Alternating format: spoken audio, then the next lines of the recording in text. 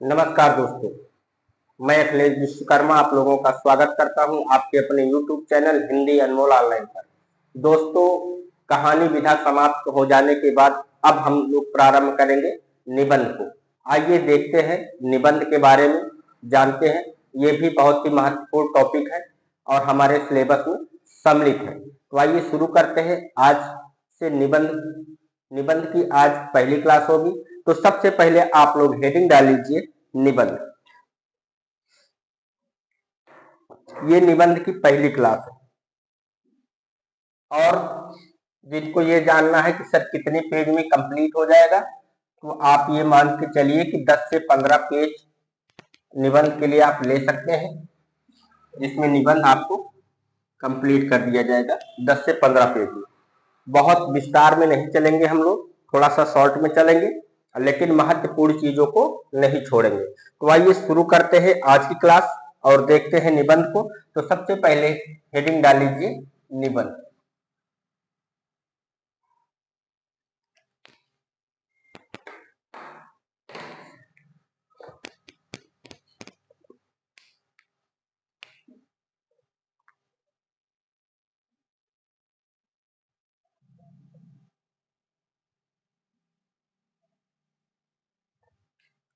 निबंध का अगर आप लोग सीधा सीधा आप समझे तो क्या होता है, विचारों को ठूस ठूस कर भर देना। अपने विचारों को ठूस ठूस कर भरने को ही निबंध कहा जाता है। एक परिभाषा के माध्यम से हम लोग समझेंगे कि निबंध किसे कहते हैं। तो सबसे पहले जो महत्वपूर्ण है, रामचंद्र शुक्ल की परिभाषा ले लेते हैं।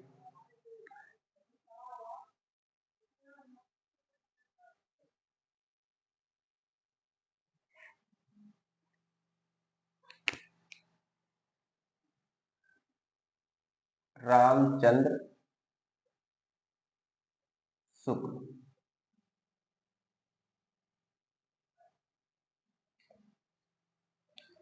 संक्षिप्त हिंदी शब्द सागर में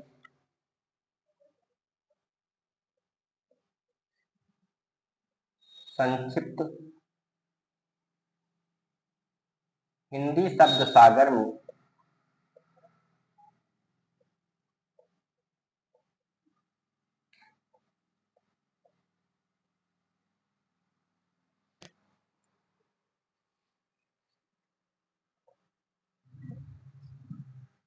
निबंध के अर्थ को स्पष्ट करते हुए कहा है कि संक्षिप्त हिंदी शब्द सागर में निबंध के अर्थ को निबंध के अर्थ को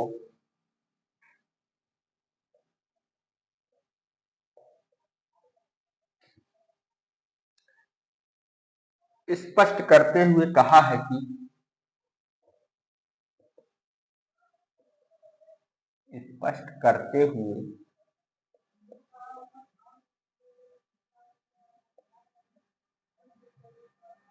कहा है कि क्या कहा है, कथन के माध्यम से समझने का प्रयास करते हैं।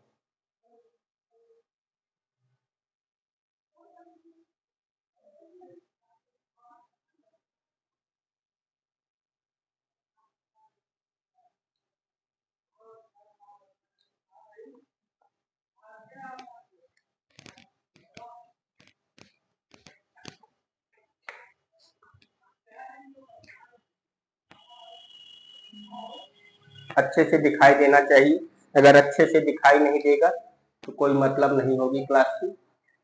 तो निबंध के बारे में हम लोग देख रहे हैं। रामचंद्र शुक्ल संक्षिप्त हिंदी शब्द सागर में निबंध के अर्थ को स्पष्ट करते हुए कहा है कि क्या कहा है, वह गद्य में रचित, कथन लिख लीजिए,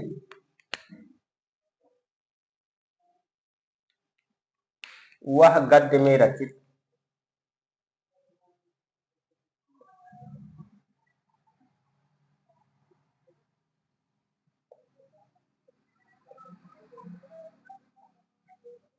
साहित्यिक रचना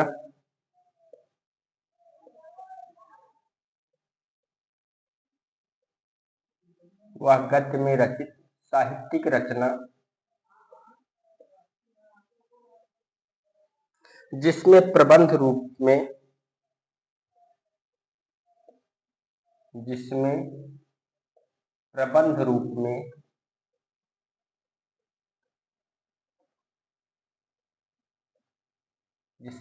रूप में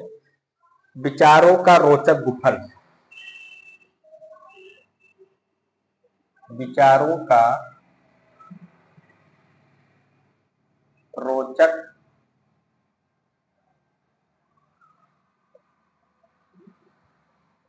गुफन हो।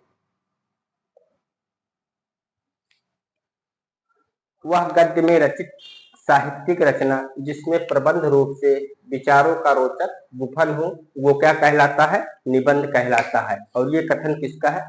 रामचंद्र शुक्ल का है। इसके बाद अब आइए निबंध की परिभाषा को देखते हैं। हेडिंग डालीजिए निबंध की परिभाषा। ऐसा भी पूछ सकता है जिसमें विचारों को ठूस ठूस कर भरा गया हो, वो क्या कहलाता है? वो कहलाता है निबंध। अब आइए देखते हैं निबंध की परिभाषा।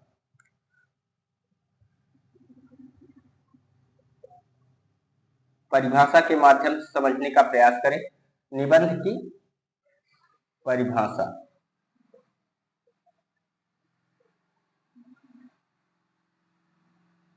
चलिए,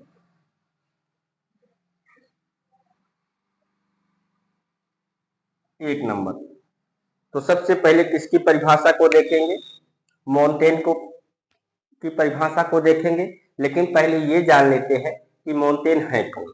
तो लिखिए, यूरोप के निबंध का जनक,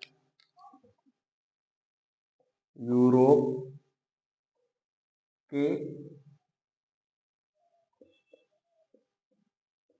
निबंध का जनक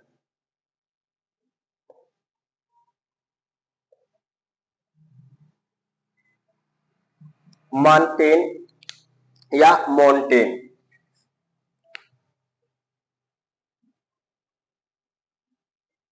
मॉन्टेन या आप इनको एक नाम से और जानते हैं मोंटेन। मॉन्टेन को ही मोंटेन कहा जाता है।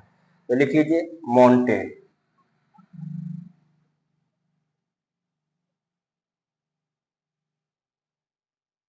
और ये कहाँ के विद्वान हैं? फ्रेंच विद्वान हैं। यदि आपसे ये पूछ ले आधुनिक निबंध के जनक कौन है, तो कौन है? मोंटेन ही बताना है। ध्यान रखिएगा, यूरोप के निबंध का जनक मोंटेन और आधुनिक निबंध के जनक भी मोंटेन है। और ये कहाँ के विद्वान है? फ्रेंच के विद्वान है। आगे लिखिए, यूरोप के निबंध का जनक मोंटेन या मोंटेन को माना जाता है। को माना जाता है।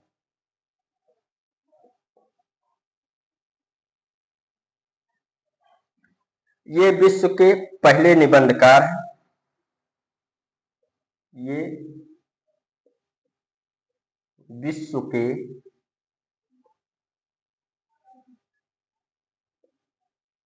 पहले निबंधकार हैं।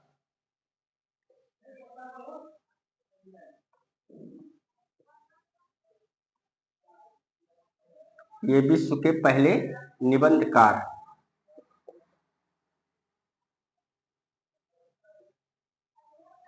इन्होंने निबंध की परिभाषा देते हुए कहा है कि इन्होंने निबंध की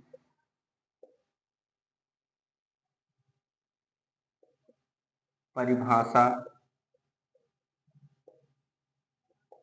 इन्होंने निबंध की परिभाषा देते हुए कहा है कि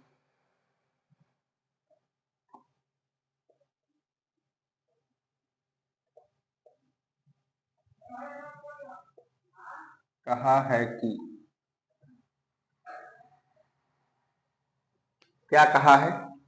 इन्होंने निबंध की परिभाषा में क्या कहा है? तो लिख लीजिए परिभाषा। चलिए,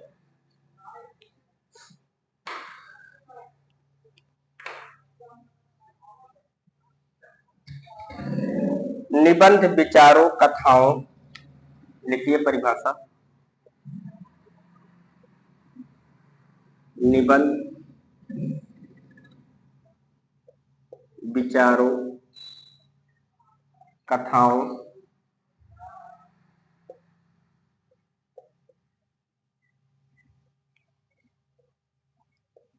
और उदाहरणों का मिश्रण है। और उदाहरणों का मिश्रण है।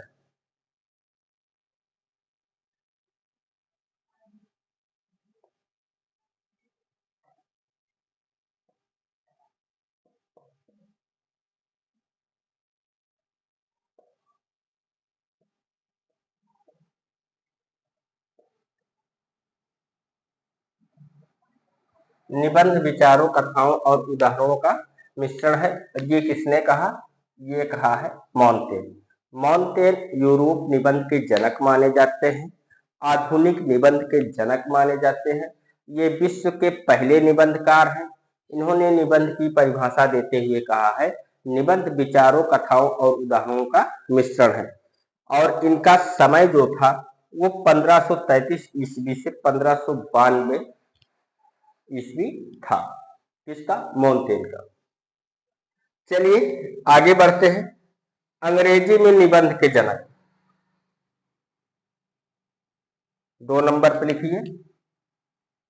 और परिभाषा को आगे चल के देखेंगे हम लोग। यहाँ पर 2 परिभाषाएं पहले देख लेते हैं। अंग्रेजी में निबंध के जनक,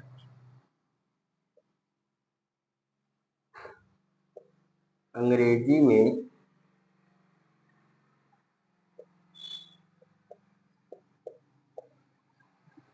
निबंध के जनक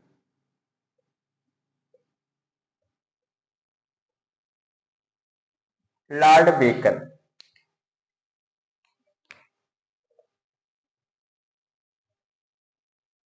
लॉर्ड बेकन।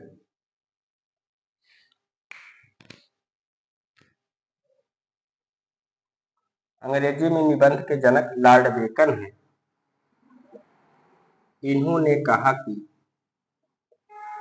इन्होंने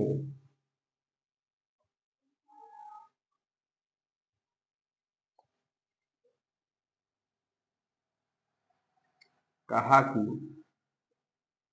क्या कहा? आइए देखते हैं। निबंध बिखराव युक्त चिंतन है। इन्होंने क्या कहा? निबंध बिखराव युक्त चिंतन है। निबंध बिखराव युक्त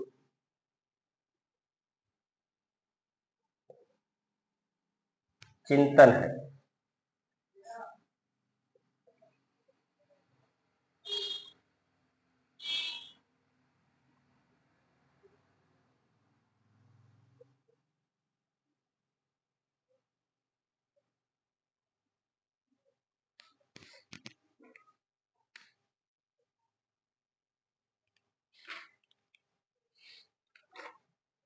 निबंध बिखराव युक्त चिंतन है।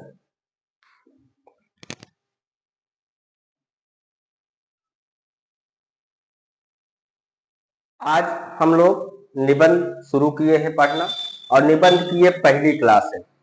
ठीक, कहानी समाप्त होने के बाद निबंध को पढ़ना चालू किए हैं, और बहुत विस्तार पूर्वक ना पढ़ करके संक्षिप्त में पढ़ेंगे, मतलब कम में पढ़ने का प्रयास करेंगे, जिससे हमारी परीक्षा आसानी से क्लियर हो जाए।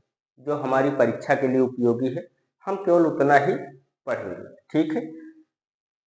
निबंध रामचंद्र शुक्ल संक्षिप्त हिंदी शब्द सागर में निबंध के अर्थ को स्पष्ट करते हुए कहा है, वह गद्य में रचित साहित्यिक रचना जिसमें प्रबंध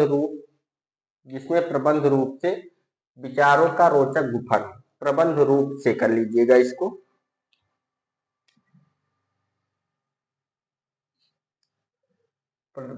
प्रबंध रूप में। ठीक,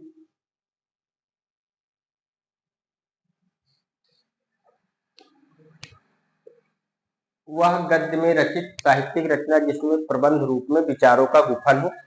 क्या है? निबंध।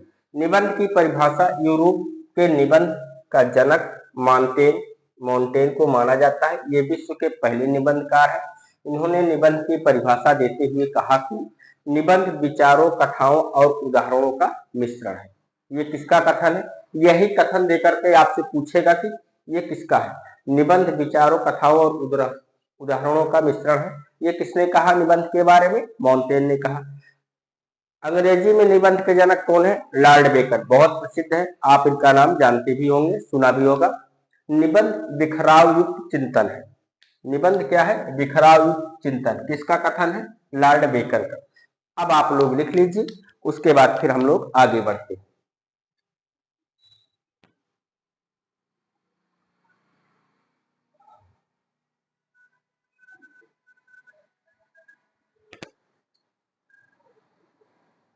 चलिए, लिख लिया होगा आप लोगों ने।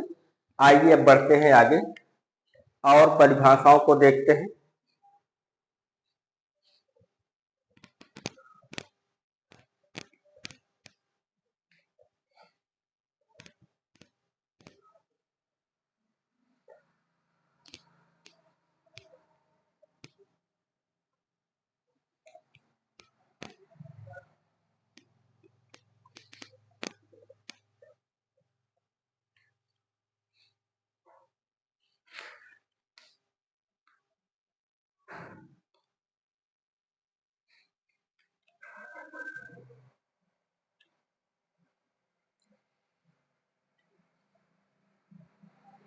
डॉक्टर भगीरथ मिश्र, अंग्रेजी में जो परिभाषाएं दी गई हैं या विदेशी रचनाकारों द्वारा जो परिभाषाएं दी गई हैं उनको हटा देते हैं। दो महत्वपूर्ण थे, हम उनको ले लिए हैं। अब आइए देखते हैं हिंदी में साहित्य में जो मुख्य है उनकी परिभाषाओं को देखते हैं। तो डॉक्टर भगीरथ मिश्र, डॉक्टर भगीरथ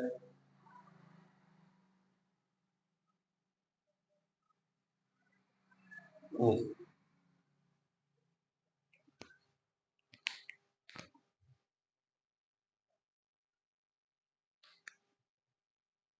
इनके बारे में बात करें तो इनकी परिभाषा क्या है? इन्होंने क्या कहा? निबंध वह गद्य रचना है जिसमें निबंध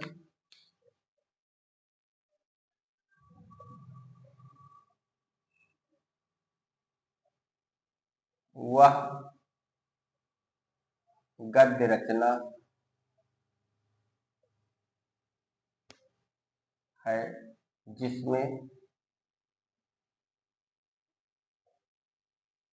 निबंध वह गद्य रचना है जिसमें लेखक किसी विषय पर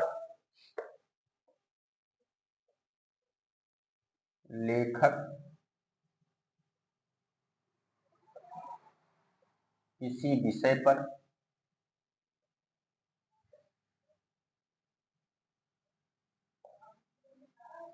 निबंध वह गद्य रचना है जिसमें लेखक किसी विषय पर स्वच्छंदतापूर्व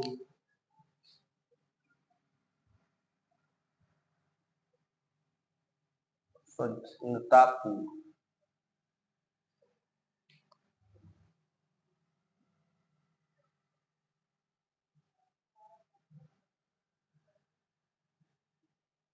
निबंध वह गद्य रचना है जिसमें लेखक किसी विषय पर स्वच्छंदता पूर्वक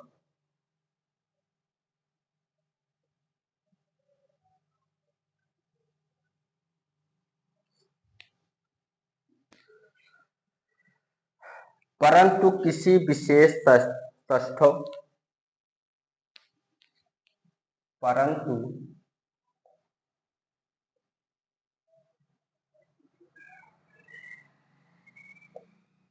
किसी विशेष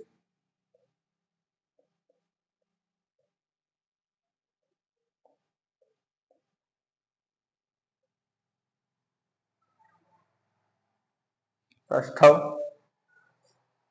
सच तथ्यों सहित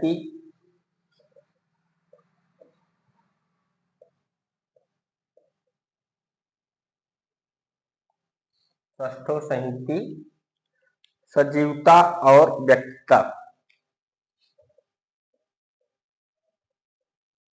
सजीवता और व्यक्तिता।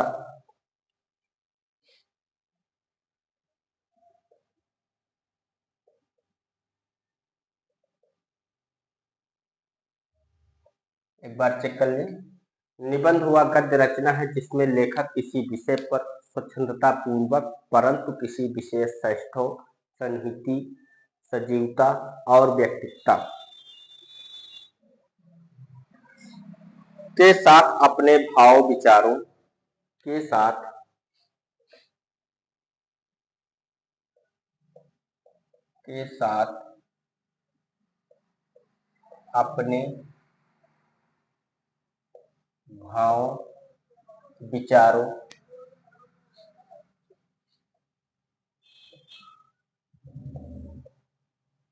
अपने भाव विचारों और अनुभवों को अपने भाव विचारों और अनुभवों को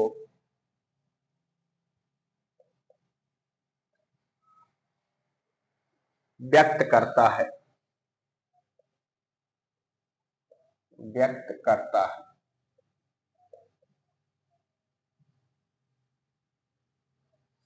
निबंध हुआ गद्य रचना है जिसमें लेखक किसी विषय पर स्वच्छंदता पूर्वक परंतु किसी विशेष षष्ठो संहति सजीवता और व्यक्तिता के साथ अपने भावों विचारों और अनुभवों को व्यक्त करता है। ये किसने कहा? ये कहा डॉक्टर भगीरथ मिश्र। और ये बहुत ही महत्वपूर्ण है, इसको ध्यान रखिएगा।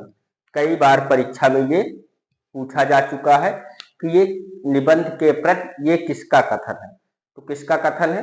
डॉक्टर भगीरथ मिश्र। निबंध वह गद्य रचना है जिसमें लेखक किसी विषय पर स्वच्छंदता पूर्वक परंतु किसी विशेष षष्ठो संहति सजीवता और व्यक्तिता के साथ अपने भावों विचारों और अनुभवों को व्यक्त करता है। ये किसने कहा? डॉक्टर भगीरथ मिश्र। इसके बाद हजारी प्रसाद द्विवेदी को लिख लीजिए। इनका भी कथन कई बार पूछा जा चुका है। लिखिए आचार्य हजारी प्रसाद द्विवेदी। आचार्य हजारी प्रसाद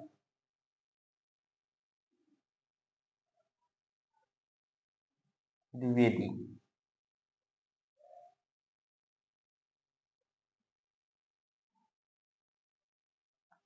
आइए इनका कथन देखते हैं।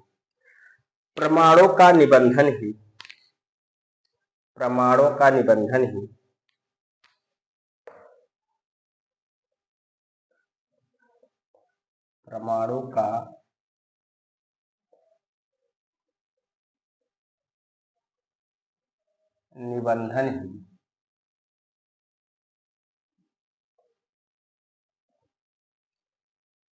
निबंध है।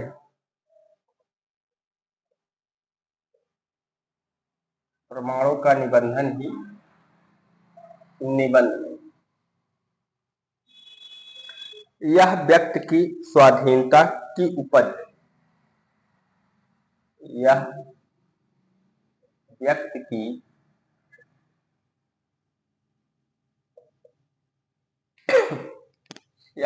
की स्वाधीनता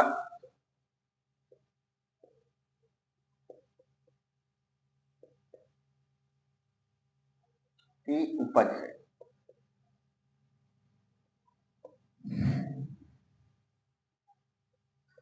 और ये किसने कहा?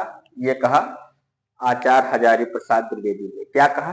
प्रमाणों का निबंधन ही निबंध है। यह व्यक्ति की स्वाधीनता की उपज है।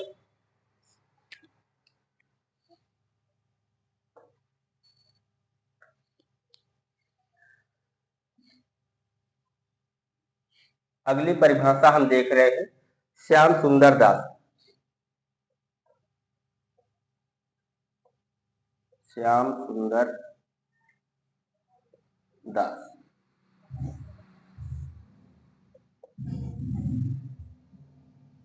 अगली परिभाषा किसकी है? श्याम सुंदर दास की। इन्होंने क्या कहा?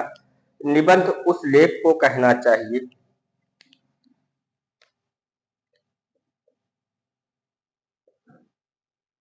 निबंध उस लेख को कहना चाहिए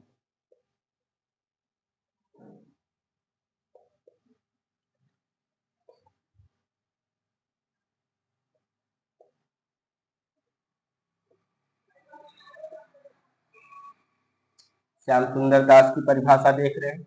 निबंध उस लेख को कहना चाहिए जिसमें किसी गहन विषय पर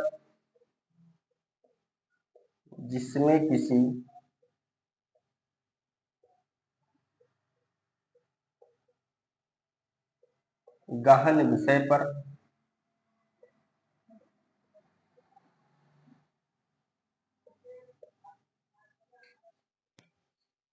विस्तार पूर्वक और पांडित्यपूर्ण जिसमें किसी गहन विषय पर विस्तार पूर्वक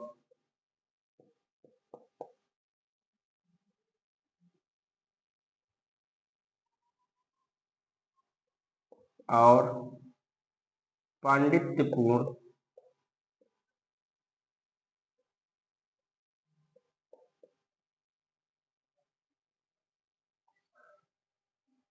विचार किया गया हो।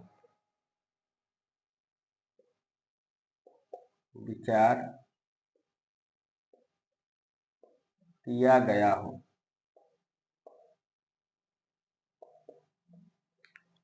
निबंध उस लेख को कहना चाहिए जिसमें किसी गहन विषय पर विस्तार पूर्वक और पांडित्यपूर्ण विचार किया गया हो। ये किसने कहा? श्याम सुंदर दास ने।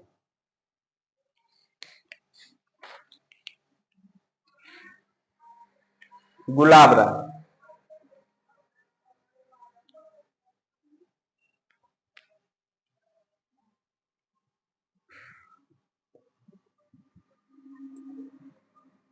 गुलाब राय।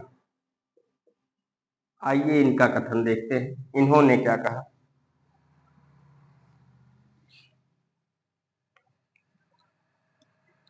निबंध उस गद्य रचना को कहते हैं निबंध उस गद्य रचना को कहते हैं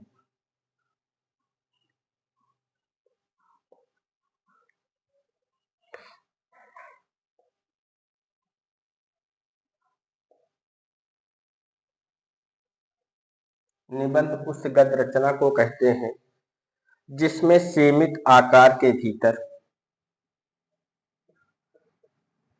जिसमें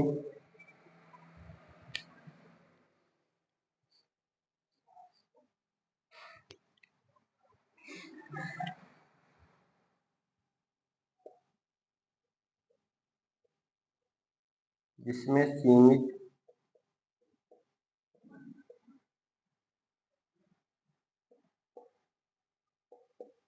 आकार के भीतर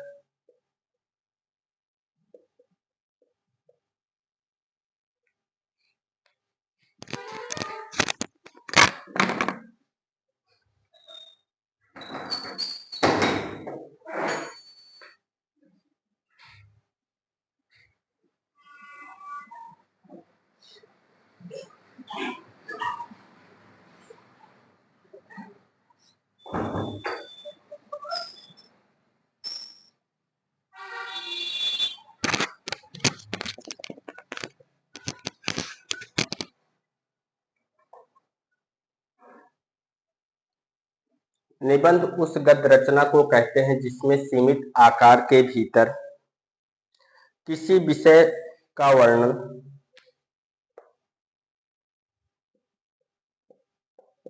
किसी विषय का वर्णन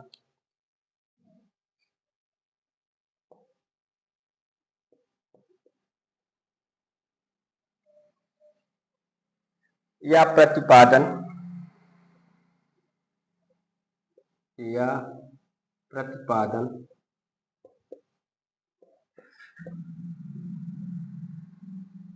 किसी विषय का वर्णन या प्रतिपादन एक निजीपन, एक निजीपन, स्वच्छंदता,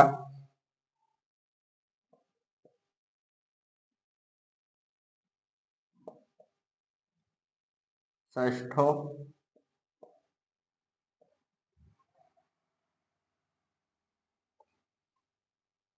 सजीवता, सजीवता तथा आवश्यक संगीत, तथा आवश्यक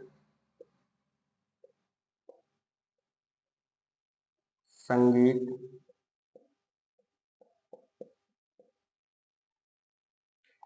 तथा आवश्यक संगीत और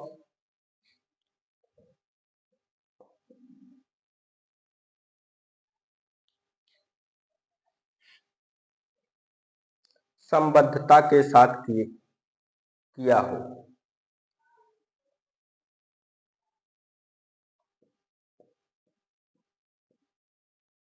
संबद्धता के साथ किया हो।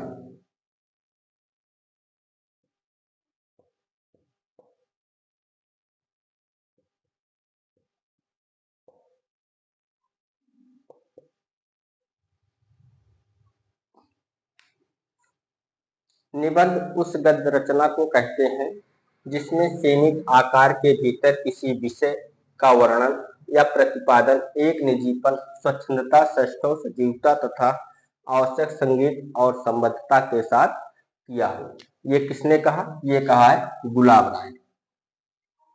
एक परिभाषा हम लोग और देख लेते हैं, अभी इसमें बोर्ड में जगह है, और वो किसकी देख लें? रामचंद्र शुक्ल की।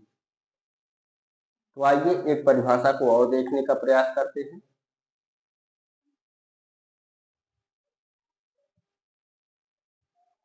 रामचंद्र शुक्ल की।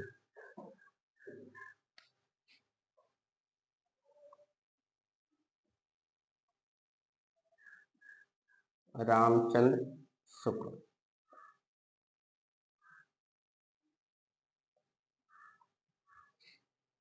निबंध उसी को कहना चाहिए जिसमें, इनका क्या मानना है निबंध के प्रति? निबंध उसी को कहना चाहिए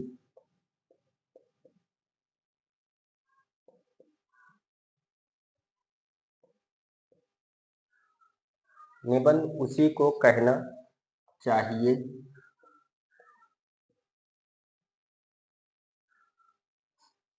जिसमें व्यक्तित्व, जिसमें व्यक्तित्व,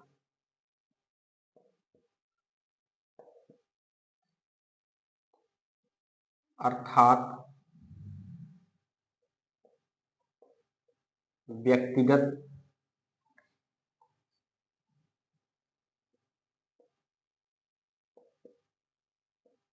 अर्थात व्यक्तिगत विशेषता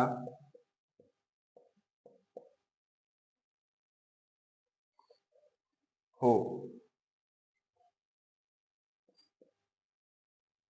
हो यदि गद्य कवियों, यदि गद्य कवियों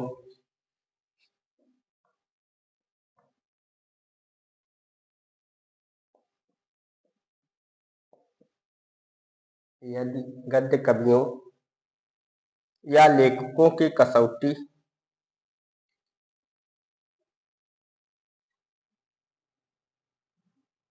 यदि गद्य कवियों या लेखकों की कसौटी, या गद्य कवियों या लेखकों की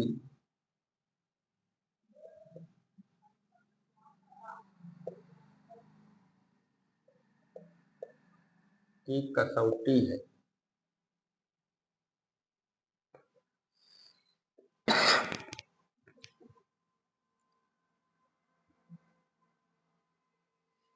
गद्य कवियों या लेखकों की कसौटी है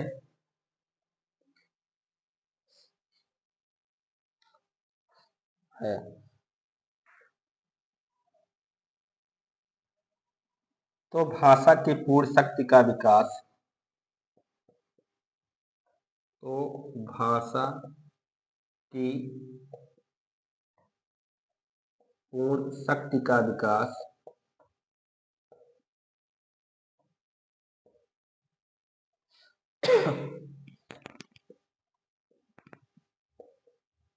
तो भाषा की पूर्ण शक्ति का विकास निबंधों में ही सबसे अधिक संभव। तो भाषा की पूर्ण शक्ति का विकास निबंधों में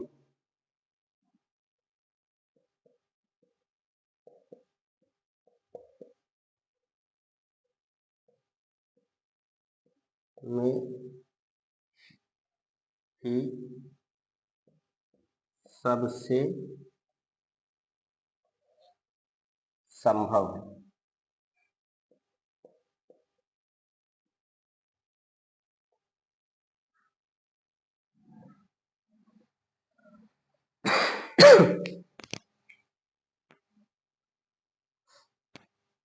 चलिए, इतनी परिभाषा पर्याप्त है आप लोगों के लिए।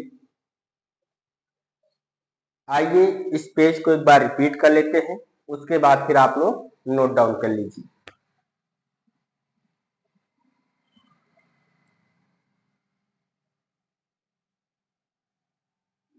डॉक्टर भगीरथ मिश्र ने क्या कहा निबंध के बारे में?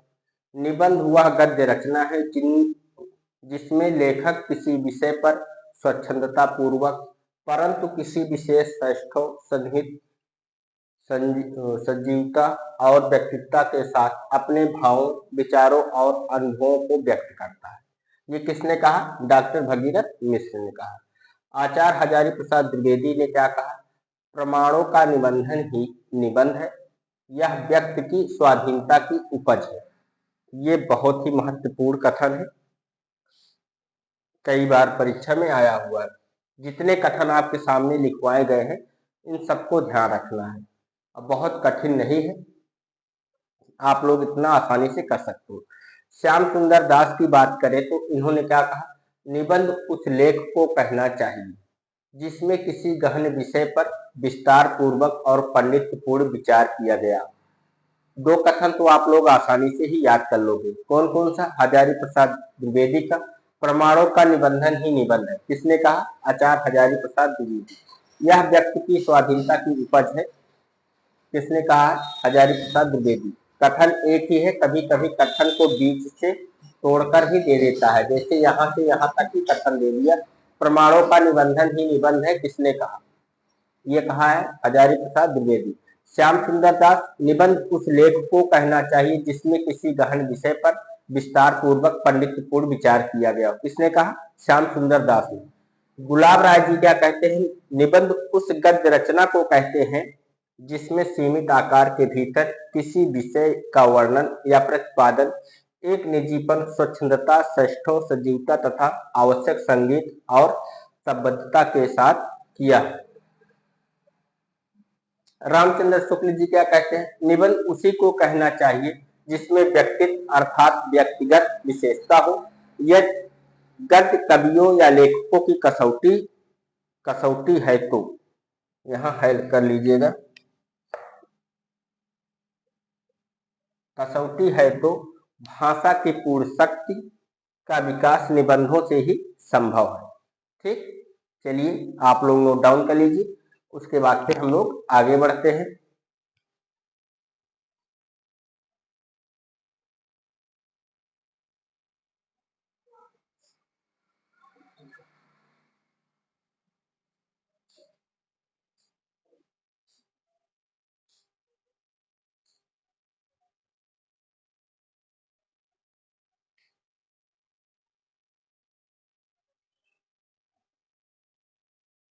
लिख लिया दोस्तों? चलिए अब आगे देखते हैं।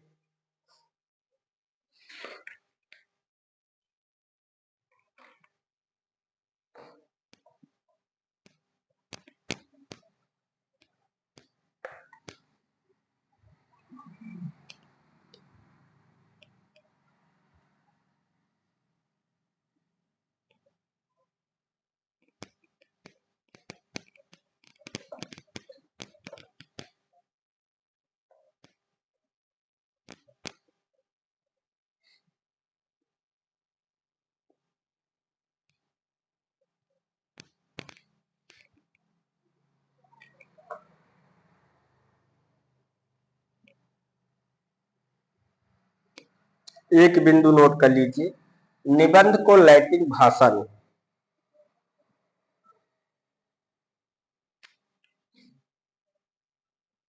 लिख लीजिए, निबंध को लैटिन भाषा में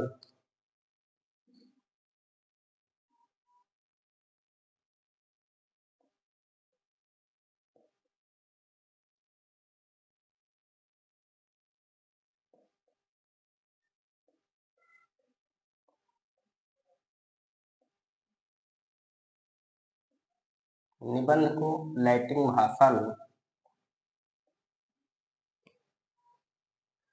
एग्जियर, क्या कहते हैं, एग्जियर।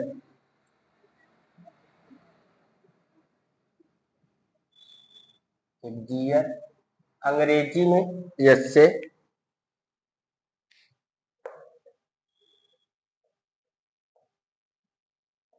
अंग्रेजी में एस्से,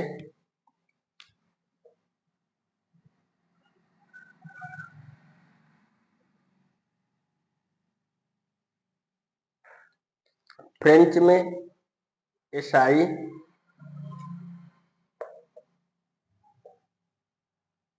फ्रेंच भाषा में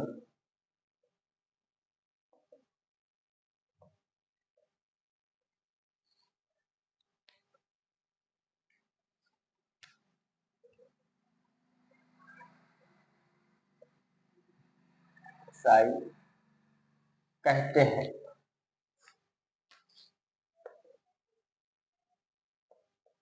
कहते हैं।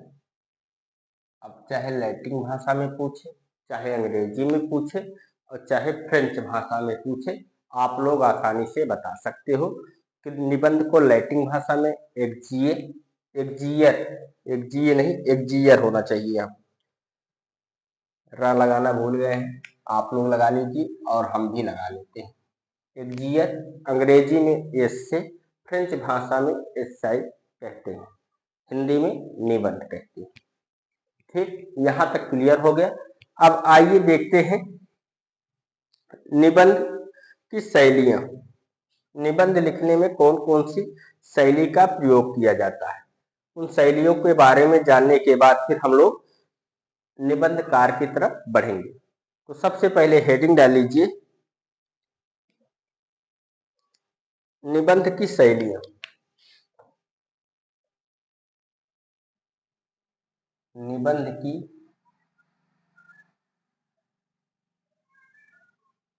निबंध की शैलियां।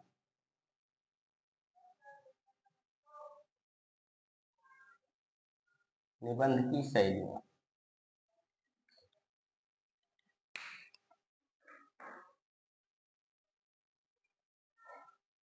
चलिए एक एक शैली लिखते हैं और उसके बारे में भी थोड़ा थोड़ा जानकारी लेते हुए आगे बढ़ते हैं। तो सबसे पहले नंबर 1 पर कौन सी, समास शैली।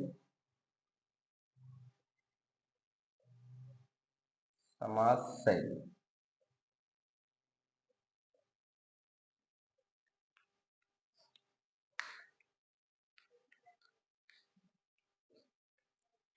कम शब्दों में अधिक बातें कहना, इस शैली के अंतर्गत क्या आता है, कम शब्दों में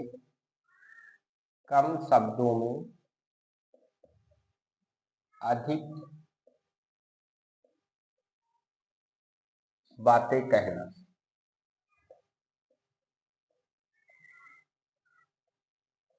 कम कम शब्दों में अधिक बातें कहना। इस शैली का प्रयोग इस शैली का प्रयोग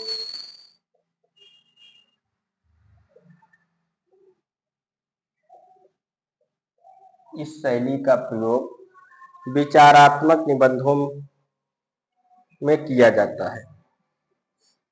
इस शैली का प्रयोग विचारात्मक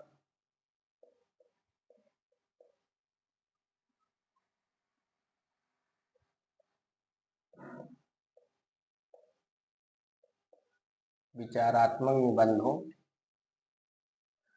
में किया जाता है। में किया जाता है। कम शब्दों में अधिक बातें कहना।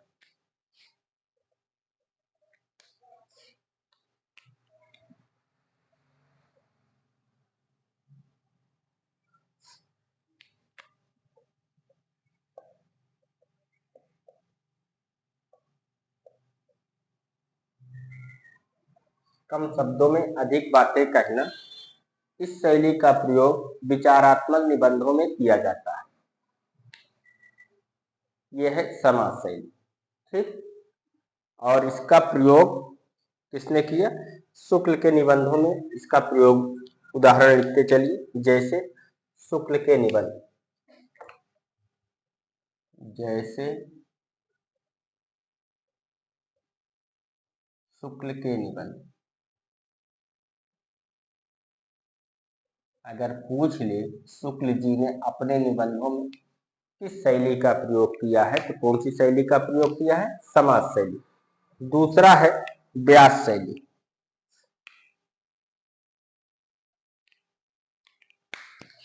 इस शैली में लेखक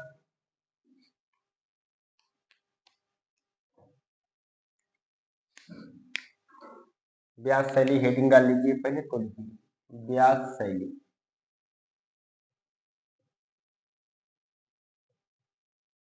अब इसके अंतर्गत लिखिए इस शैली में लेखक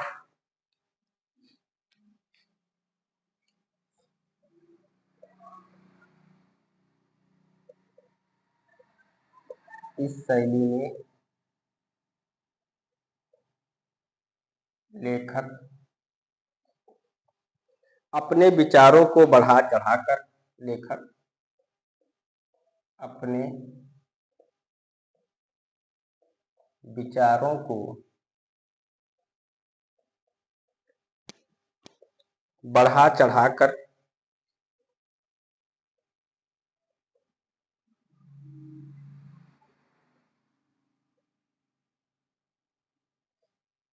इस शैली में लेखक अपने विचारों को बढ़ा चढ़ाकर विस्तार पूर्वक प्रस्तुत करता है। विस्तार पूर्वक प्रस्तुत करता है।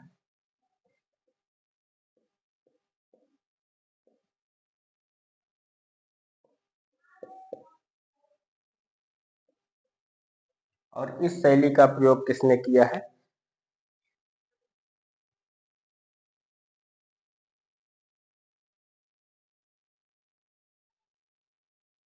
श्याम सुंदर दास के निबंधों में इस शैली का प्रयोग देखने को मिलता है। व्यास शैली का प्रयोग विचारात्मक और वर्णनात्मक दोनों में किया जाता है, और इसका प्रयोग श्याम सुंदर दास ने किया। तो यहाँ पर लिख लीजिए प्रयोग। प्रयोग कहाँ होता है इसका? इसका प्रयोग होता है वर्णनात्मक एवं विचारात्मक निबंधों। वर्णनात्मक एवं विचारात्मक निबंधों में।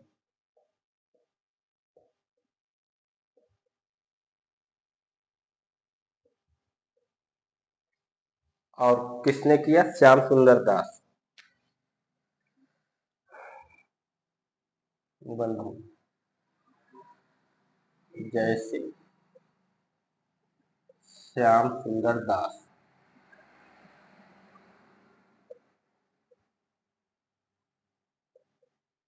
श्याम सुंदर दास के निबंध, जैसे श्याम सुंदर दास के निबंध।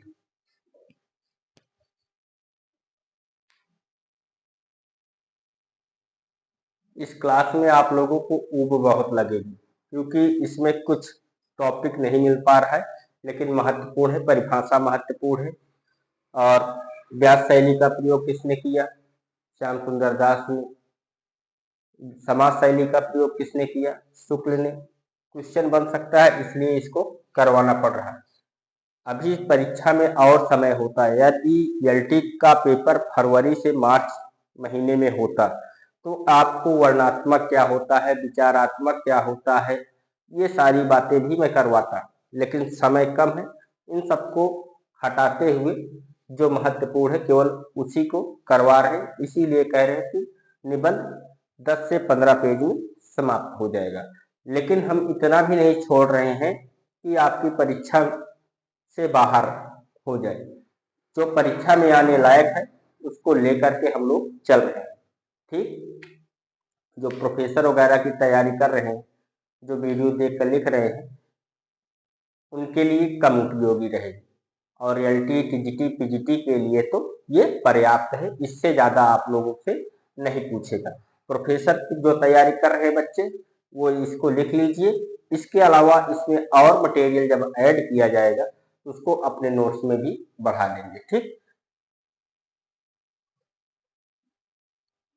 आइए देखते हैं धारा शैली।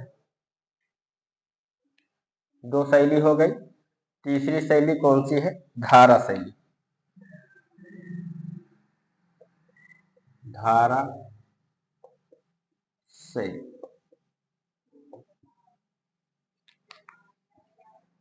अपने विचारों या भावों को,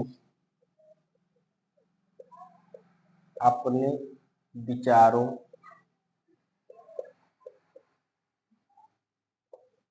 या भावों को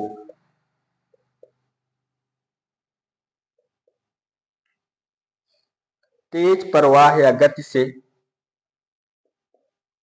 तेज प्रवाह या गति से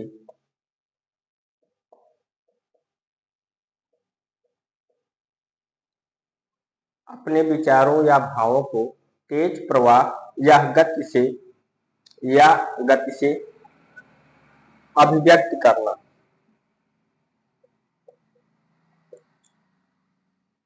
अभिव्यक्त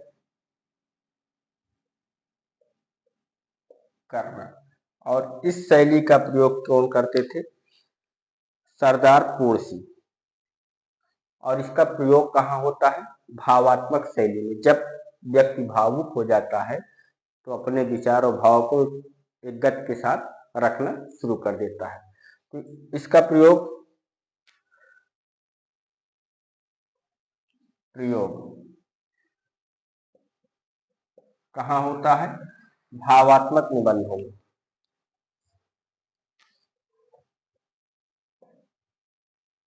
भावात्मक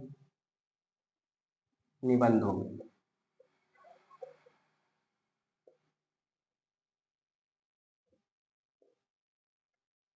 और प्रयोग किसने किया? सरदार पूर्ण सिंह के निबंध। जैसे सरदार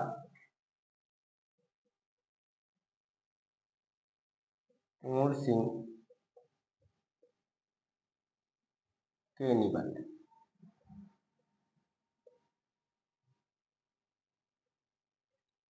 इसके बाद अगला है तरंग शैली। 4 नंबर पर क्या है? तरंग शैली।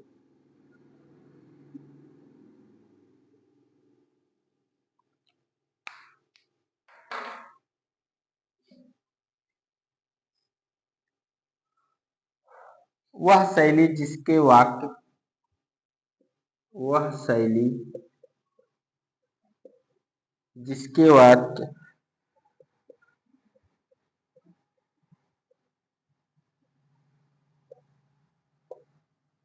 वाक्य छोटे एवं सरल, छोटे एवं सरल हो, तथा कभी कभी क्रियाहीन भी हो जाए, तथा कभी कभी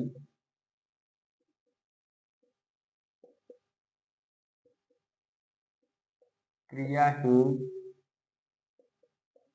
भी हो जाए।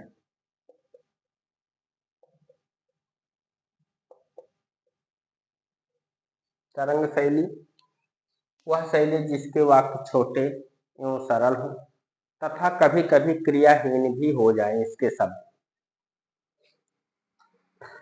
और ऐसा कहाँ देखने को मिलता है? ऐसा देखने को मिलता है भावात्मक निबंधों में। ठीक, प्रयोग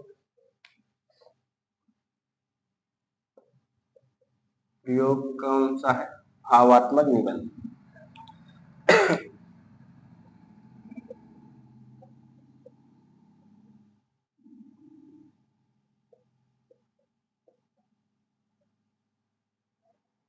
जैसे किसके? सरदार फूल सिंह के निबंध। ठीक, अगला है विक्षेप शैली। 5 नंबर पर विक्षेप शैली।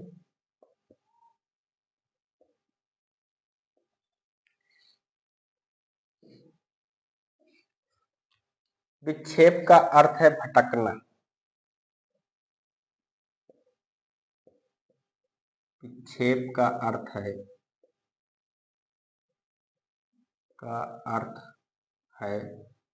भटकना।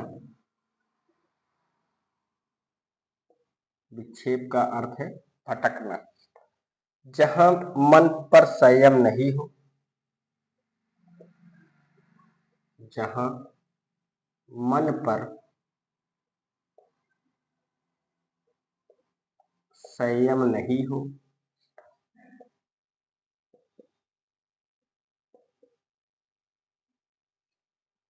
वह विचार भटके हुए से हो।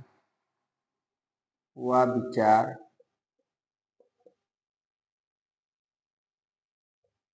भटके हुए से हो।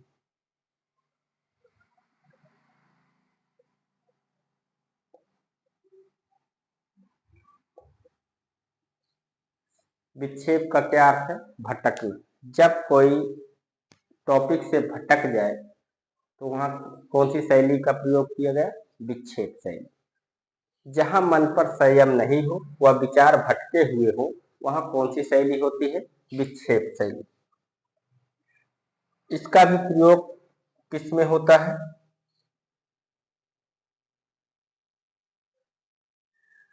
जैसे स्मृतियां लिखी जाती हैं और भावात्मक निबंधों में भी इस शैली का प्रयोग देखने को मिलता है।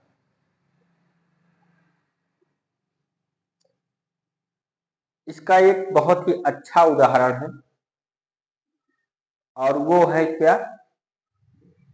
रघुवीर सिंह के निबंध शेष स्मृतियां। लिख लीजिए, इसका एक अच्छा उदाहरण है और आपसे पूछ भी सकता है कि शेष स्मृतियां निबंध किस शैली में लिखा गया है? किस शैली में? विक्षेप शैली में। लिख लीजिए, डॉक्टर रघुवीर सिंह के निबंध, डॉक्टर रघुवीर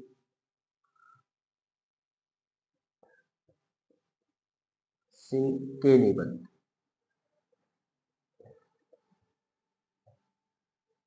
और ब्रैकेट में लिख लीजिएगा शेष स्मृतियां।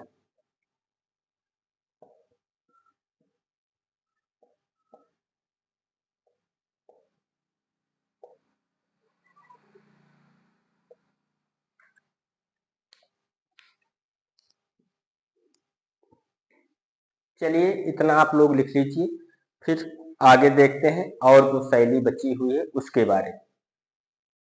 तो एक बार हम लोग फिर से रिपीट कर लेते हैं इस पेज को, उसके बाद आगे बढ़ते हैं। निबंध को लैटिन भाषा में एक्जियर, अंग्रेजी में एस्से, फ्रेंच भाषा में एस्से कहते हैं। निबंध की शैलियों की बात करें तो कौन कौन सी शैली है? समास शैली, व्यास शैली, धारा शैली, तरंग शैली, विक्षेप शैली। अगर आप इसको न याद कर पाओ तो चल जाएगा, लेकिन शैली पता होनी चाहिए कि कौन सी शैली है। ठीक, और कोशिश करिएगा कि याद कर लीजिएगा कि धारा शैली किसमें आती है? भावात्मक निबंध में। तरंग शैली किसमें आती है? भावात्मक निबंध में। समास शैली का प्रयोग किसने किया? रामचंद्र शुक्ल के निबंधों में समास शैली का प्रयोग देखने को मिलता है। व्यास शैली क्या होती है? इसका प्रयोग किसने किया? ये सब चीजें आप लोग एक बार दो बार पढ़ोगे तो आप लोग याद कर लोगे, बहुत ज्यादा अधिक नहीं है। चलिए इस पेज को रिपीट कर लेते हैं। निबंध को लैटिन भाषा में एग्जियर, अंग्रेजी में एस्से, फ्रेंच भाषा में एक्सई कहते हैं। निबंध की शैलियाँ। समास शैली, कम शब्दों में अधिक बातें कहना। इस शैली का प्रयोग विचारात्मक निबंधों में किया जाता है, जैसे शुक्ल के निबंध। व्यास शैली, इस शैली में लेखक अपने विचारों को बढ़ा चढ़ाकर विस्तार पूर्वक प्रस्तुत करता है। प्रयोग कहाँ होता है इसका? व्यास शैली का वर्णनात्मक एवं विचारात्मक निबंधों में इसका प्रयोग होता है। और प्रयोगकर्ता कौन है? श्याम सुंदर दास के निबंधों में देखने को मिलता है। धारा शैली, अपने विचारों व भावों को तेज प्रवाह या गति से अभिव्यक्त करना। कौन सी शैली कहलाता है? धारा शैली। प्रयोग कहाँ होता है? भावात्मक निबंधों में होता है, जैसे सरदार फूल सिंह के निबंध। तरंग शैली, वह शैली जिसके वाक्य छोटे एवं सरल हो तथा कभी कभी क्रियाहीन भी हो जाए। ये किस निबंध के अंतर्गत आता है? भावात्मक निबंध के अंतर्गत आता है। विक्षेप शैली, विक्षेप का अर्थ है भटकना। जब निबंधकार भटक जाए और उसको अपने मन पर संयम न रहे, कभी आक्रोश हो जाए, कभी खुशी हो जाए, कभी दुख में कभी खुशी में, अन्य बातों को कहने लगे, तो वहां कौन सी शैली होती है? विक्षेप शैली। कहने का मतलब ये है कि अपने टॉपिक से वो भटक जाता है। इसका प्रयोग किसके निबंधों में देखने को मिलता है? रघुवीर सिंह के निबंधों में, और वो भी शेष स्मृतियों में देखने को मिला है। चलिए इतना आप लोगों ने कर लिया होगा। आइए देखते हैं और शैली। अब यदि कोई निबंधकार अनाप शनाप बकने लगे तो वो किस शैली में आता है?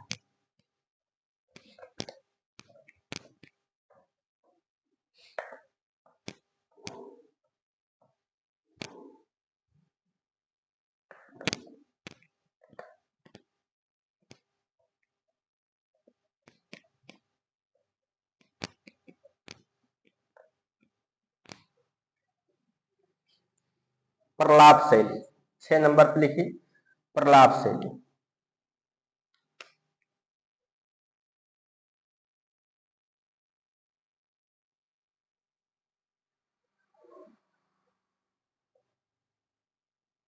अर्थ क्या होता है प्रलाप का? अनाप शनाप बकना। अर्थ की बात करें तो क्या है? अनाप शनाप बकना।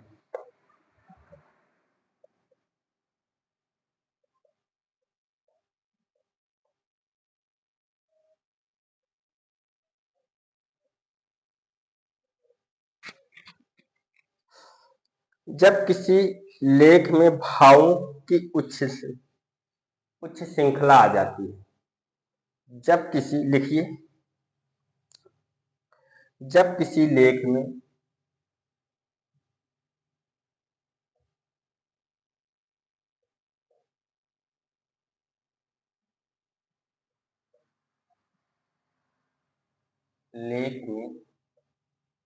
भावों की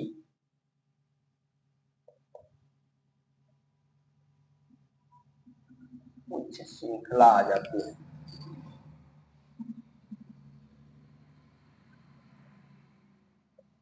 उच्च श्रृंखलता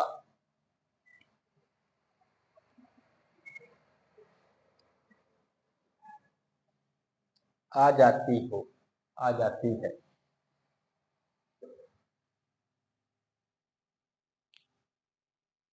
अनाप शनाप बकना, जब किसी लेख में भाव की उच्च श्रृंखलता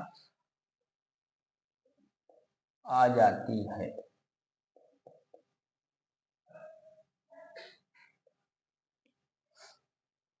दुख एवं विरह से संबंधित भावात्मक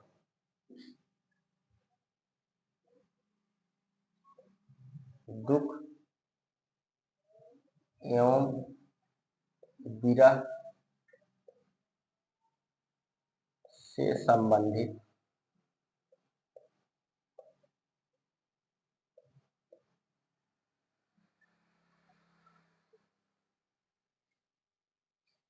दुख एवं विरह से संबंधित भावात्मक निबंध।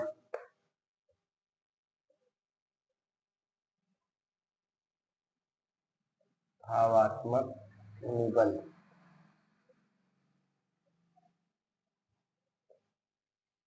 इस शैली में लिखे जाते हैं। इस शैली में लिखे जाते हैं।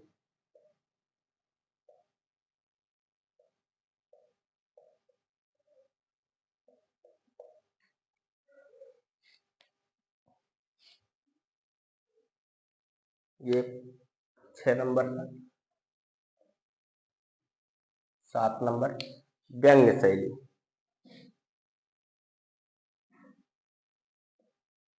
व्यंग्य शैली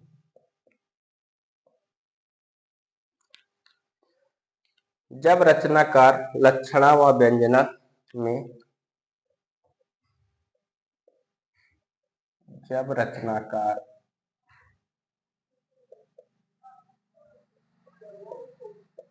लक्षणा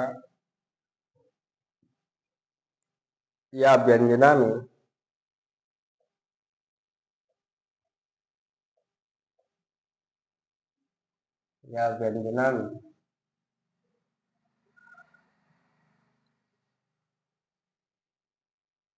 अपने भावों को व्यक्त करें।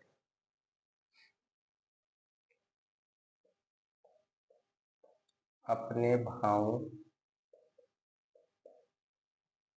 को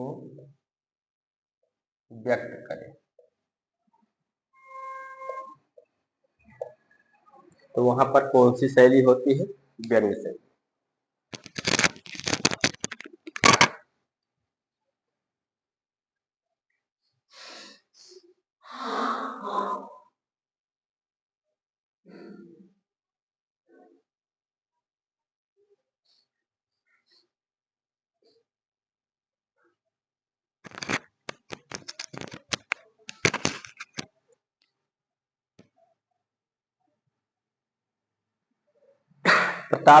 प्रलाप शैली क्या है? जब अनाप शनाप बकने लगे लेखक तो वहां पर कौन सी होती है? प्रलाप शैली। जब भाव की उच्च श्रृंखलता आ जाती है, दुख और विरह संबंधित भावात्मक निबंध इस शैली में लिखे जाते हैं। व्यंग्य शैली जब रचनाकार लक्षणों व व्यंजना में अपने भावों को व्यक्त करता है तो कौन सी शैली होती है? व्यंग्य शैली। इस शैली का प्रयोग ज्यादा हरिशंकर परसाई, शरद जोशी आदि के निबंधों में देखने को मिलती है। तो लिखना चाहते हैं तो लिख लीजिए, व्यंग्यकार निबंधकार ही है हरिशंकर परसाई, ठीक, और शरद जोशी। अगर आपसे पूछ ले कि व्यंग्यकार निबंधकार कौन है, व्यंग्य निबंध कौन है, तो हरिशंकर परसाई। तो लिख लीजिए, हरिशंकर परसाई जैसे हरिशंकर परसाई, शरद जोशी।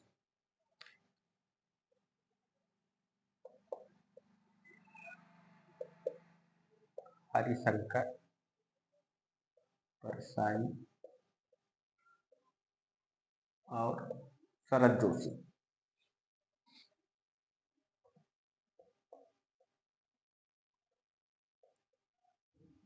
शरद जोशी आदि के निबंधों में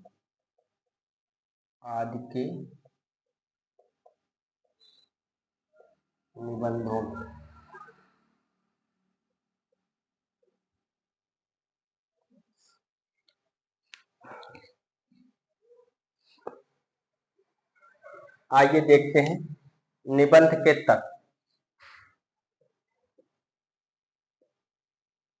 निबंध के तत्व कौन कौन से हैं? शीर्षक होना चाहिए,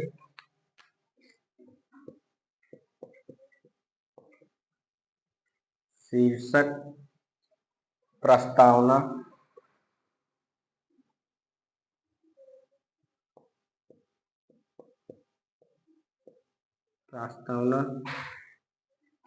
भूमिका इसको कह सकते हो,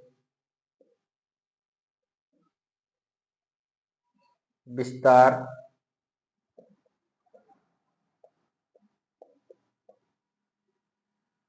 और उपसंहार। ये क्या है? निबंध के तत्व। शीर्षक, प्रस्तावना, भूमिका, विस्तार, उपसंहार।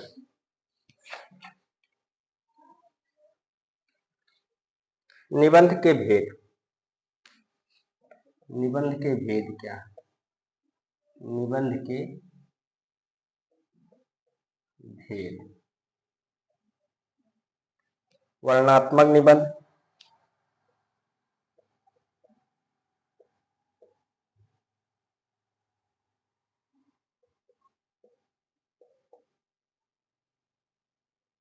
वर्णनात्मक निबंध, विचारात्मक निबंध,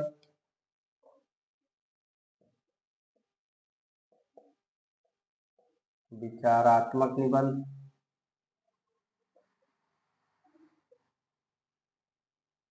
ललित निबंध,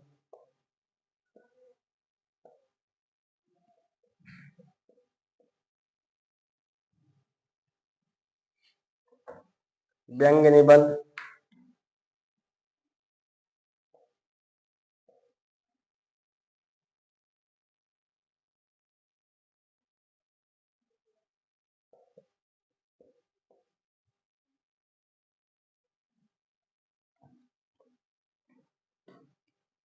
साहित्यिक निबंध,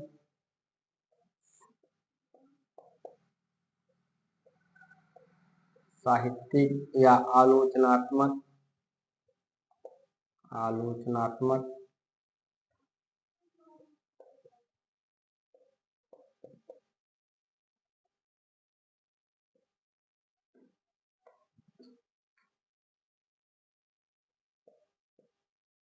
इसके कई भेद हो सकते हैं। ठीक, इसकी कोई निश्चित संख्या नहीं। इसके कई भेद हो सकते हैं। समस्यात्मक निबंध, सांस्कृतिकात्मक निबंध, सामाजिक निबंध, कई निबंध हो सकते हैं। इसकी कोई निश्चित संख्या नहीं है। ठीक, तो निबंध के भेद में ऐसे कुछ आप 2, 4, 10 लिख लीजिए बस। ये बहुत महत्वपूर्ण नहीं है निबंध के भेद आप लोगों को। हाँ, जैसे कुछ निबंध ललित निबंधकार होंगे, उनको याद करना होगा कि कौन से ललित निबंधकार हैं, कौन से व्यंग्य निबंधकार हैं, कौन से विचार चिंतन निबंधकार हैं। इनको हम आगे देखेंगे। यहाँ पर केवल आप ऐसे 2, 4 नाम लिख लीजिए और इसकी कोई निश्चित संख्या नहीं है। आप जितना भी लिखना चाहते हैं लिख सकते हैं। साहित्यिक निबंध, आलोचनात्मक निबंध, सामाजिक निबंधकार, समस्यात्मक निबंध। आइए इस पेज को एक बार रिपीट कर लेते हैं, उसके बाद बढ़ते हैं आगे। प्रलाप शैली, बार बार प्रताप आ रहा है। ये क्या है? प्रलाप शैली। प्रलाप शैली अर्थ अनाप शनाप बकना। जब किसी लेख में भाव की उच्च श्रृंखलता आ जाती है, दुख एवं विरह से संबंधित भावात्मक निबंध इस शैली में लिखे जाते हैं। व्यंग्य शैली की बात करें, जब रचनाकार लक्षणों व व्यंजना के माध्यम में अपने भावों को व्यक्त करे तो वो कौन सी होती है? व्यंग्य शैली। जैसे हरिशंकर परसाई एक व्यंग्य निबंधकार है। शरद जोशी के निबंध भी व्यंग्य निबंध में आते हैं। निबंध के तत्व क्या है? शीर्षक, प्रस्तावना, विस्तार, उपसंहार। इसका क्रम आपको पता होना चाहिए। ये अगर आपको नहीं पता है तब भी चल जाएगा, लेकिन इसका क्रम आपको पता होना चाहिए। तो चलिए दोस्तों, पहले इतना आप लोग नोट डाउन कर लीजिए, फिर आगे बढ़ते हैं। निबंध की क्लास 4 से 5 दिन के अंदर समाप्त कर दी जाएगी।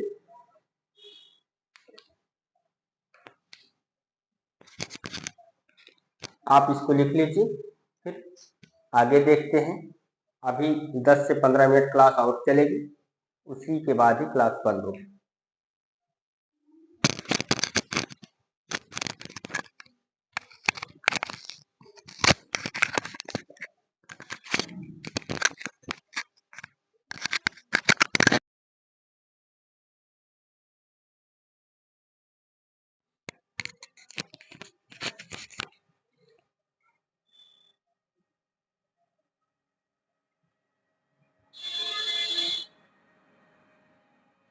लिख लिया दोस्तों? चलिए आगे देखते हैं। हिंदी का प्रथम निबंधकार कौन है?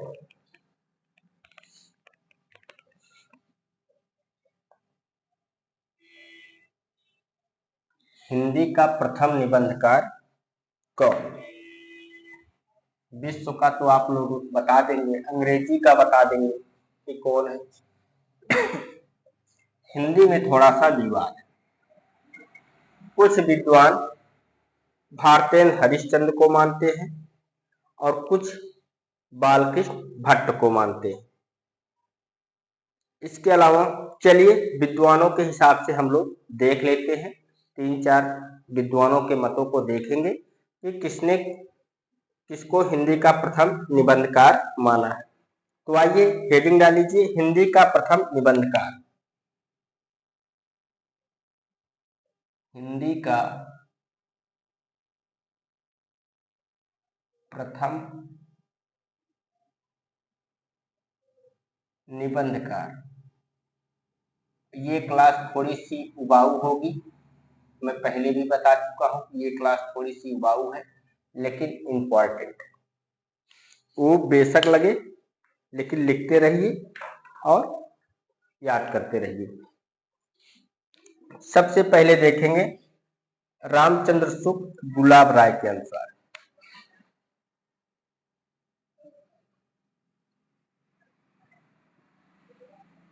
रामचंद्र शुक्ल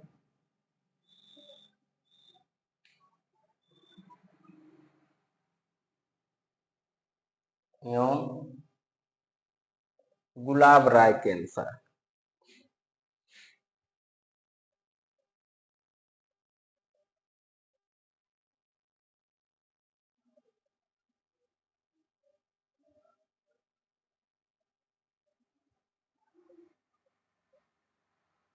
इनके अनुसार कौन है? भारतेन हरिश्चंद्र।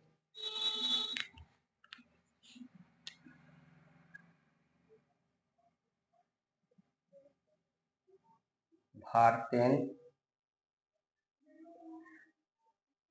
हरिश्चंद्र।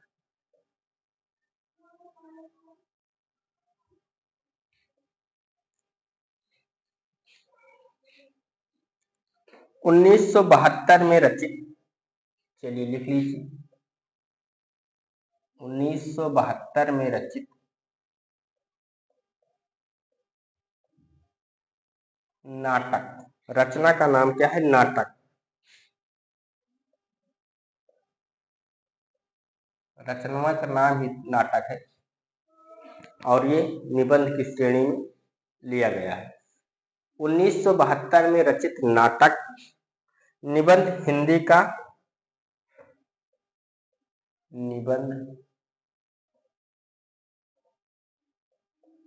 हिंदी का पहला निबंध माना है। पहला निबंध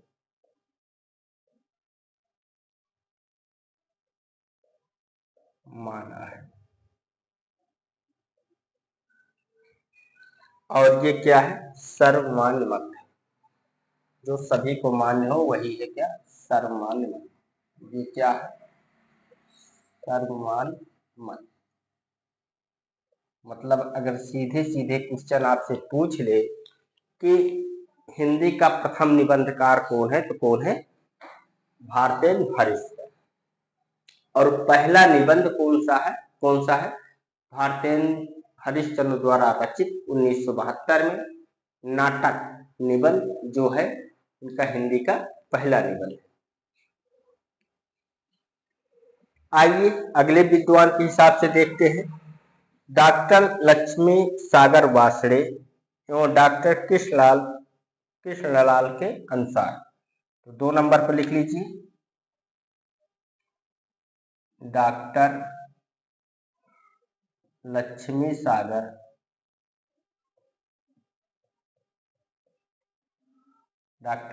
सागर वासड़े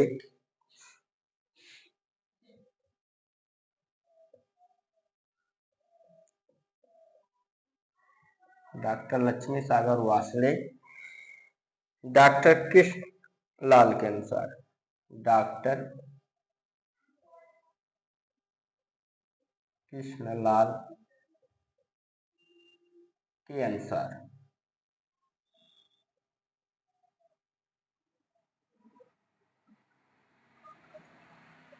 इन्होंने किसको माना है? बाल कृष्ण भट्ट को माना है। किसको माना है? बाल कृष्ण भट्ट।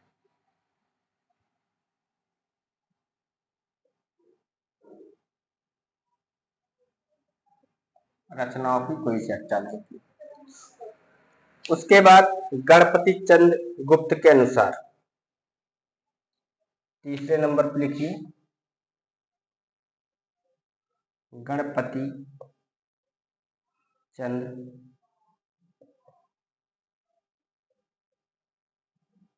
गुप्त के अनुसार, गणपति चंद्र गुप्त के अनुसार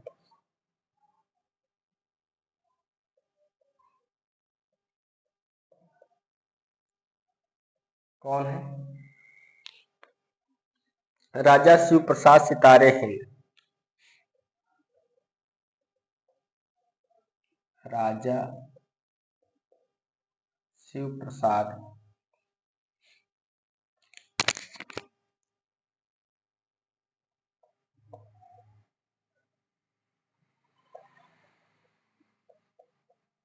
सितारे हिंद। राजा शिव प्रसाद सितारे हिंद। और रचना कौन सी है? रचना की बात करें तो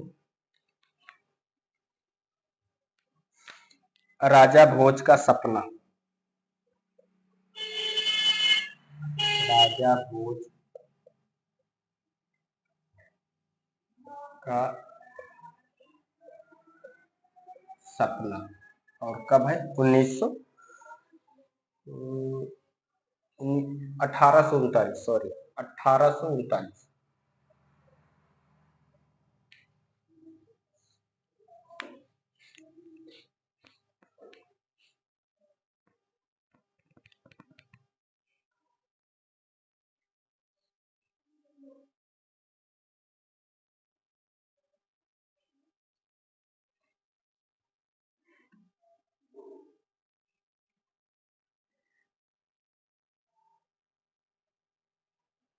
और ये भी 1872 करिएगा, सॉरी इसको भी सही कर लीजिएगा, ये 1972 लिखा दिए हैं, ये भी आप लोग 1872 कर लीजिएगा, क्योंकि इनका जन्म, भारतेंद्र हरिश्चंद्र का जन्म 1850 ईस्वी में हुआ और निधन 1885 में हो गया, तो 1972 में आने का सवाल ही नहीं पैदा होता। यहाँ पर गलती हुई थी, 1872 कर लीजिएगा। गणपति चंद्र गुप्त के अनुसार राजा शिव प्रसाद सितारे हिंद है। रचना कौन सी है? राजा भोज का सपना 1839। चलिए, ज्यादा कुछ नहीं, 9 आप 8 बना लीजिए और कुछ इसमें गलती नहीं, यहाँ छोटी सी गलती हुई थी वो सही कर लीजिए आप लोग।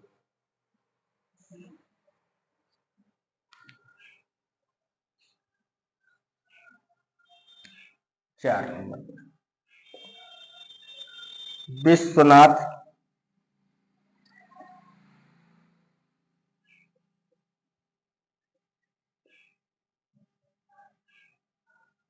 MA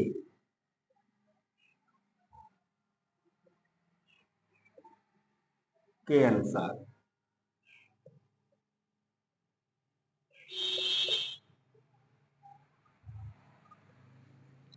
मुंशी सदा सुखलाल।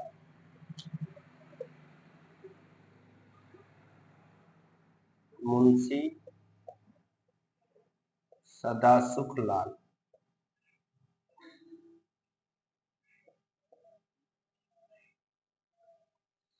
और रचना कौन सी है? सुरसुरा निर्णय।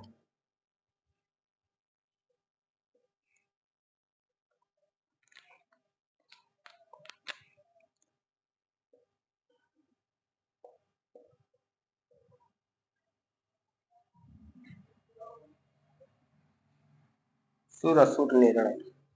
सुरासुर निर्णय। सुर और असुर से मिलकर ही ये बना है सुरासुर। और कब है ये? 1840। 3 आप लोग याद रखिएगा। विश्वनाथ यमे के अनुसार आप छोड़ भी सकते हैं, लेकिन गणपति चंद्र गुप्त के अनुसार याद रखना है। राजा शिव प्रसाद सितारे हिंद, रचना कौन सी मानी है? राजा भोज का सपना। लक्ष्मी सागर वासणे डॉक्टर कृष्णलाल के अनुसार बालकृष्ण भट्ट है। रामचंद्र शुक्ल एवं गुलाब राय के अनुसार भारतेंद्र हरिश्चंद्र। ठीक, अगर कुछ नहीं याद कर पा रहे हैं, इतना याद कर लीजिएगा। हिंदी का प्रथम निबंध कौन सा है? नाटक। और उसके रचनाकार कौन है? भारतेंद्र हरिश्चंद्र। और विद्वान सहित याद कर लेते हैं तो और अच्छी बात है, क्योंकि क्वेश्चन का पैटर्न बदल चुका है। कब कहां से क्या पूछने कुछ निश्चित नहीं। रामचंद्र शुक्ल एवं गुलाब राय के अनुसार भारतेंद्र हरिश्चंद्र 1872 में रचित नाटक निबंध हिंदी का पहला निबंध माना जाता है। नाटक क्या है? निबंध है। ध्यान दीजिएगा, नाम इसका नाटक है, लेकिन ये क्या है? निबंध है। डॉक्टर लक्ष्मी सागर वासले डॉक्टर कृष्णलाल के अनुसार बालकृष्ण भट्ट। गणपति चंद्र गुप्त के अनुसार राजा शिव प्रसाद सितारे हिंद। और रचना कौन सी है? राजा भोज का सपना 1839। विश्वनाथ यमे के अनुसार मुंशी सदा सुखलाल। रचना कौन सी है? सुरासुर निर्णय। चलिए थोड़ा सा और देख लेते हैं हम लोग। अब हम लोग देखेंगे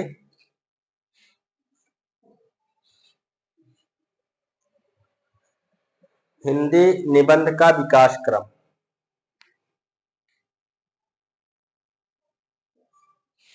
हिंदी निबंध का विकास क्रम।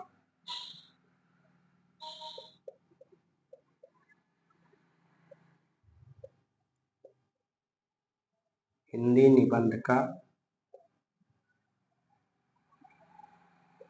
विकास क्रम।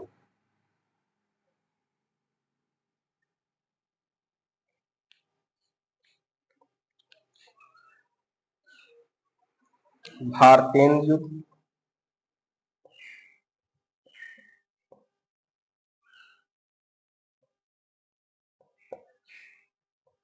समय भी लिखते रहिए, 1857 से 1900 ईस्वी तक।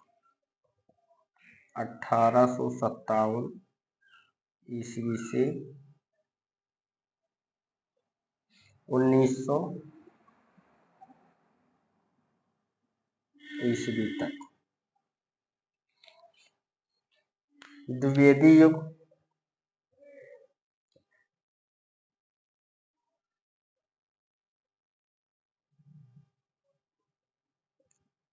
द्विवेदी युग 1900 से 1900 ईस्वी से 1920 तक।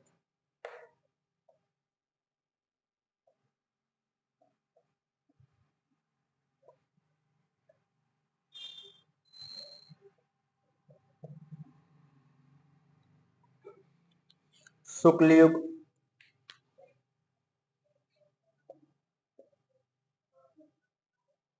शुक्ल युग 1920 से 1940 ईस्वी तक। 1920 ईस्वी से 1940 ईस्वी तक। शुक्लोत्तर युग,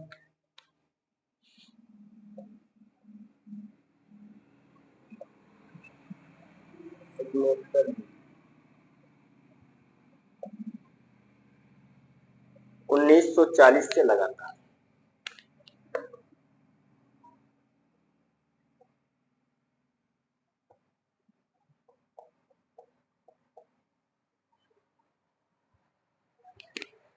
भारतेंद्र युग 1857 ईस्वी से 1900 ईस्वी तक।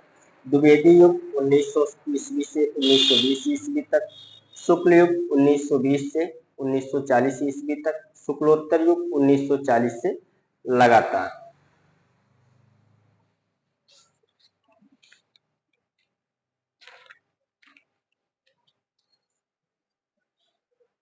चलिए इतना आप लोग लिख लीजिए पहले, उसके बाद फिर आगे बढ़ते हैं।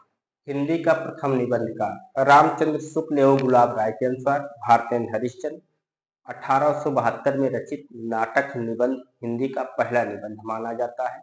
डॉक्टर लक्ष्मी सागर वासड़े डॉक्टर कृष्णलाल के अनुसार कौन है? बालकृष्ण भट्ट है हिंदी के प्रथम निबंधकार।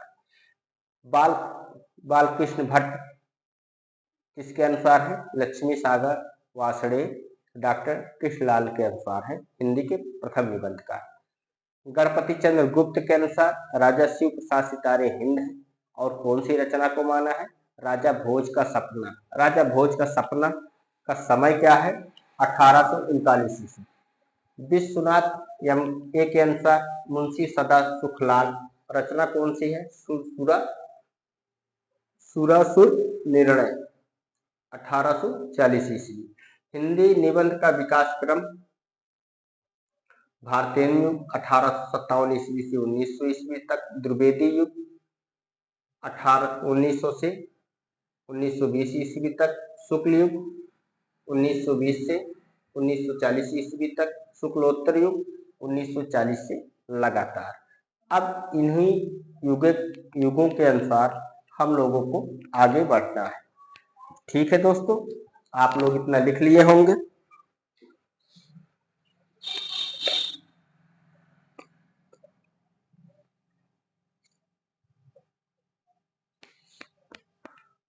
आप प्रत्येक क्लास में प्रत्येक युग को समाप्त करेंगे, क्लास चाहे छोटी हो और चाहे बड़ी।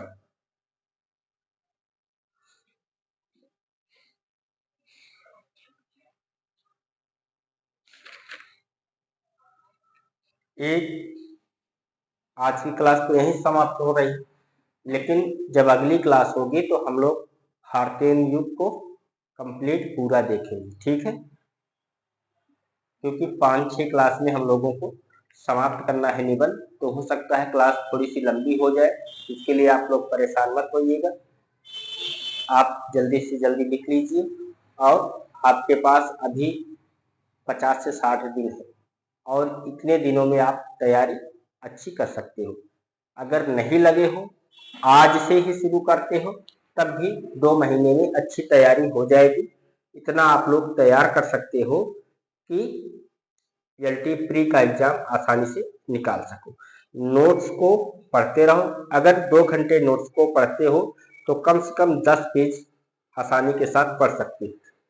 अगर और 2 से 3 घंटे 4 घंटे पढ़ते हो तो आप 15-20 पेज आसानी के साथ पढ़ सकते हो। और कभी हमने ज़्यादा लिखवाने का प्रयास नहीं किया, उतना ही आप लोगों को दिया कि एक दिन में आप लोग उसको अच्छे से रख सकें। अगर 2-4 क्लासें लंबी हो रही हैं तो इसके लिए आप लोग परेशान मत होइए, लिखिए। और बहुत ज़्यादा नहीं है, नाटक निबंध बहुत ज़्यादा नहीं है। आलोचना हमारे सिलेबस में है, लेकिन हम लोग आलोचना को नहीं देखेंगे, आलोचना को छोड़कर चलेंगे। आलोचना बाद में देख लिया जाएगा। ठीक, तो चलिए दोस्तों, आज की क्लास यहीं समाप्त करते हैं।